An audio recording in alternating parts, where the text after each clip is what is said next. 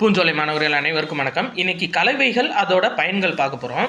இதில் ஃபஸ்ட்டு இந்த இது பார்த்துலாம் சரிங்களா. டியூராலுமின், மெக்னாலியம் இது ரெண்டுக்குமே வந்துட்டு விமானத்தின் பகுதிகள் செய்கிறதுக்காக வரும். எது டியூராலுமினும் வரும், மெக்னாலியமும் வரும். ஆனால் டியூராலுமின் வந்து கூடுதலாக எதுக்கு வரும் அப்படின்னா, ப்ரெஷர் குக்கர் தயாரிக்க பயன்படுறது டியூராலுமின். விமானத்தின் பகுதிகள் ப்ளஸ் அறிவியல் உபகரணங்கள் தயாரிக்கிறது மெக்னாலியம். சரி, அதை ஞாபகம் வச்சுக்கோங்க.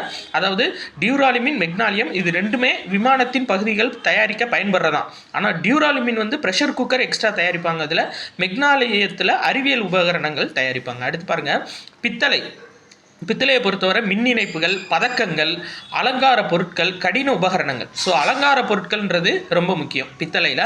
அடுத்து வெண்கலத்தில் பாருங்கள், சிலைகள், நாணயங்கள், அழைப்பு மணிகள், காலிங் பெல் இருக்குது பார்த்தீங்களா, அது வந்து வெண்கலத்தில் பயன்படுத்துவாங்க. சரியா, இது ரொம்ப முக்கியம். அழைப்பு மணிகள் அடிக்கடி கேட்குறாங்க. ஸோ வெண்கலத்தில் வந்து செய்வாங்க. அடுத்து துருப்பிடிக்காத இரும்பு, இது வந்து பாத்திரங்கள் வெட்டும் கருவிகள், வாகன உதிரி பாகங்கள், இதிலெல்லாம் துருப்பிடிக்காத இரும்பு. அதே மாதிரி நிக்கல் பாருங்களேன், நிக்கல்லையும் வந்து கம்பிகள், விமானத்தின் உதிரி பாகங்கள். சரியா, அது வந்து நிக்கல்லையும் செய்வாங்க.